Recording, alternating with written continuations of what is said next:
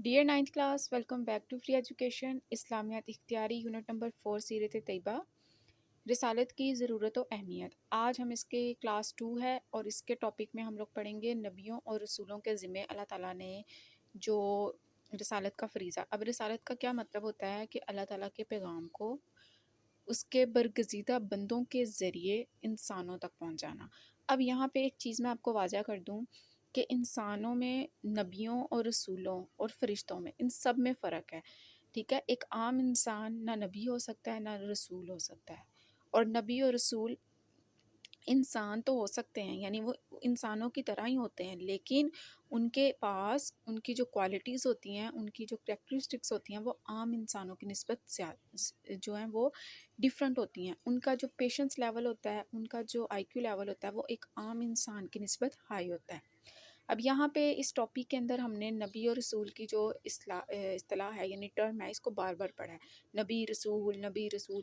अब नबी जो होते हैं, अल्लाह ताला इनको तलीमात, इनको मैसेज देते हैं जो इन्होंने अल्लाह के हुक्म से अल्लाह के बंदों तक, यानी हमारे तक पहुंचानी होती है। हम इंसानों तक जो अल्लाह का मैसेज पहुंचता है ना, उसको पहुंचाने का ज़रिया हैं ये लोग, नबी और रसूल। अल्लाह अल्लाह ताला ने इनको कुछ निशानियाँ, कुछ मोजज़ात दिए हैं, जिससे ये साबित होता है कि ये आम इंसानों से हट के हैं। बहुत डिफरेंस है इनके अंदर और एक आम इंसान के अंदर। इसी तरह एक लफ़्ज़ आपने इस पूरे पैराग्राफ के अंदर, जब मैं ये टॉपिक आपको पढ़ा रही थी, इसमें एक लफ़्ज़ यूज़ हुआ है मसला, मीम स्वात लाम है। मसला इसका मतलब होता है इस्लाह करने वाला, यानी दुरुस्तगी करने वाला, राह रास्त पे लाने वाला। इसको इंग्लिश में हम कहते हैं रिफॉर्मर।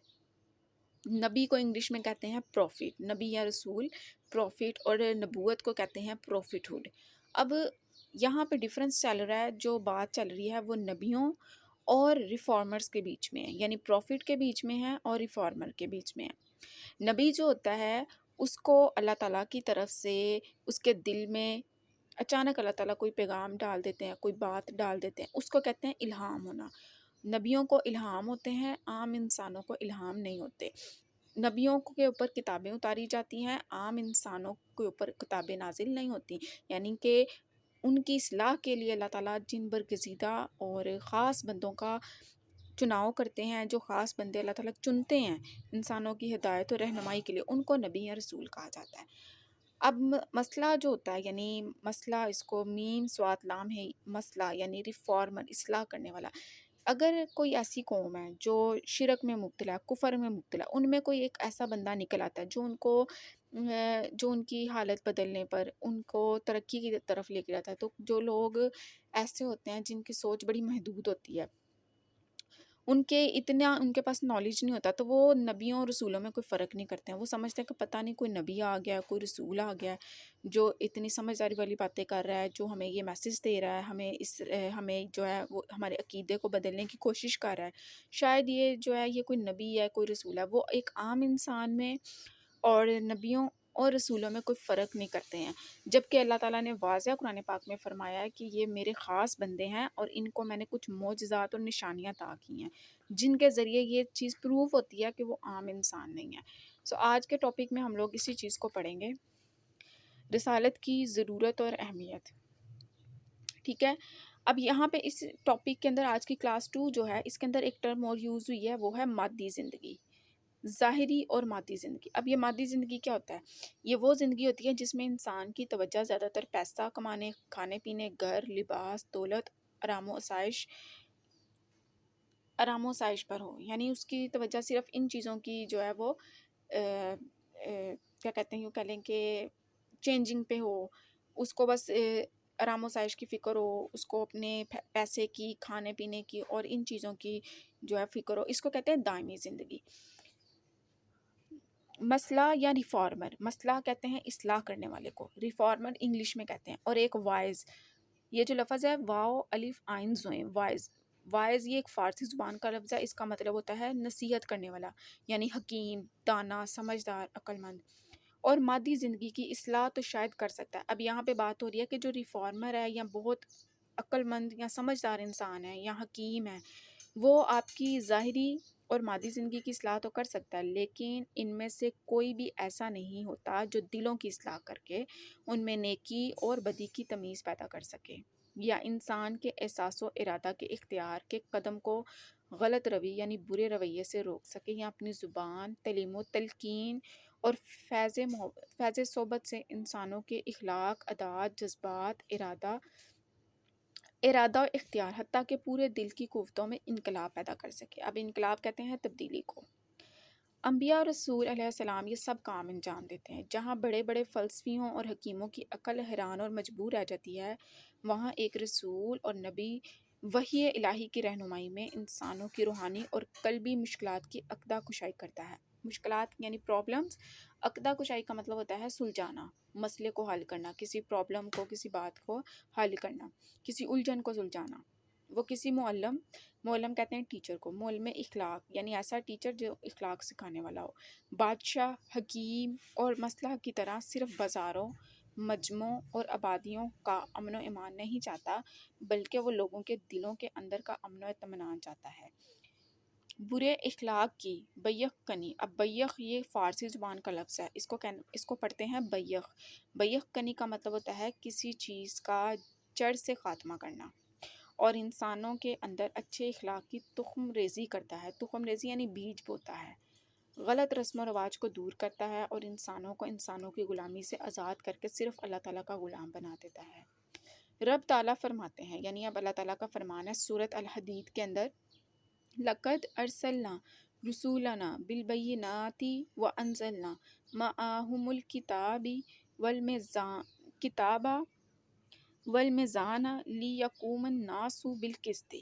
سورۃ الحدید کی یہ آیت ہے جس کا ترجمہ ہے، یقیناً ہم نے اپنے رسولوں کو واضح نشانیوں کے ساتھ بھیجا، اور ہم نے ان کے ساتھ کتاب بھی اتاری اور میزان بھی، تاکہ لوگ انصاف پر قائم رہیں۔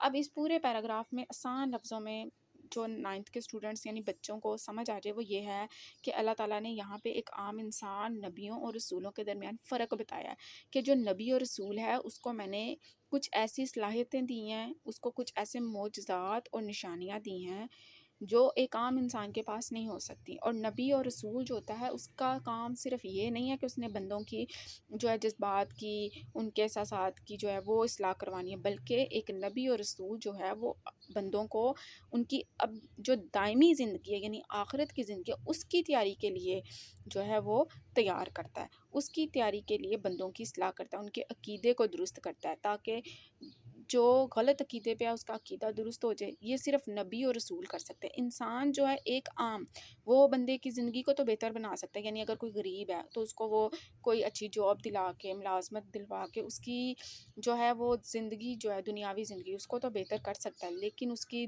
دل اور ارادے کی اصلاح، اس کی ابدی دائمی زندگی جو ہے جس کو ہم آخرت بھی کہتے ہیں، دائم کا مطلب ہوتا ہے ہمیشہ رہنے والا، جو کبھی نہ ختم ہونے والا ہو۔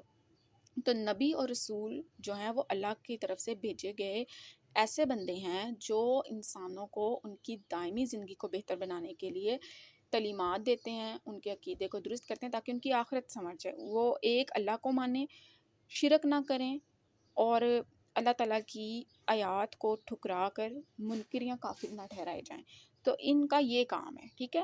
تو اللہ تعالیٰ نے ان کے اندر ایک بہت بڑا فرق رکھا ہے کہ اللہ تعالیٰ نے فرمایا کہ میں نے ان پہ کتابیں نازل کی ہیں، ایسی کتابیں جن میں غلطی کی، شک و شبہ کی کوئی گنجائش نہیں، ٹھیک ہے۔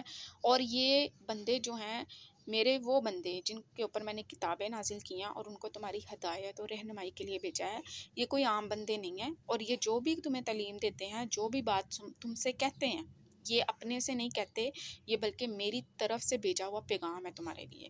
سو یہاں پہ اب آپ کو سمجھ آ گئی ہوگی کہ نبی اور رسول اور ایک عام انسان میں کیا فرق ہے، اور اللہ تعالیٰ نے اس آیت کے ذریعے یہ چیز واضح کی ہے کہ ہم نے رسولوں کو واضح نشانی کے ساتھ بھیجا، یعنی اللہ تعالیٰ نے فرمایا کہ میں نے ان کو کچھ معجزات اور نشانیوں کے ساتھ بھیجا ہے تاکہ تمہیں سمجھ آ سکے کہ یہ عام انسان نہیں ہے، یہ اللہ تعالیٰ کے منتخب کردہ بندے ہیں، ٹھیک ہے۔ اور ان پہ کتابیں بھی نازل کی ہیں تاکہ تم ان کی کتابوں کو پڑھ کے ان کی تعلیمات پر عمل کر کے اپنی دائمی زندگی کو بہتر بنا سکو، اور ان کو انصاف کے اصول بھی سکھائے ہیں تاکہ یہ تمہیں عدل و انصاف بھی کرنا سکھائیں۔